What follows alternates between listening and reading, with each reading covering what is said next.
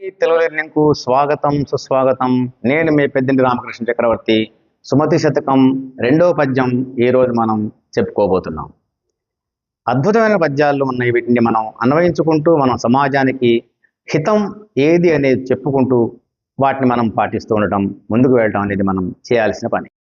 మాటకు ప్రాణము సత్యము, కోటకు ప్రాణంబు, సుభట కోటి ధరిత్రిన్, బోటికి ప్రాణము మానము, చీటికి ప్రాణంబు ప్రాణు, సిద్ధము సుమతి. చూడండి, మాటకు ప్రాణము సత్యము. నిజం ఏదైతే ఉందో, మనం ఏదైతే సత్యాన్ని పలకాలో ఆ సత్యమే మన మాటకు ప్రాణం. అట్లాగే కోటకు ప్రాణంబు, సుభట కోటి ధరిత్రిన్. ఏది కోటకి ఏది రక్షణ అంటే మంచి సైన్య దళం, మంచి సైనిక దళం, ధైర్యవంతులైన వీరులైనటువంటి సైనిక సమూహం కోటకి ప్రాణం. బోటికి ప్రాణము మానము. బోటికి, ఒక స్త్రీకి, ఒక మహిళకు, ఒక అమ్మకు మానమే ప్రాణం. చీటికి ప్రాణంబు ప్రాలు, సిద్ధము సుమతి.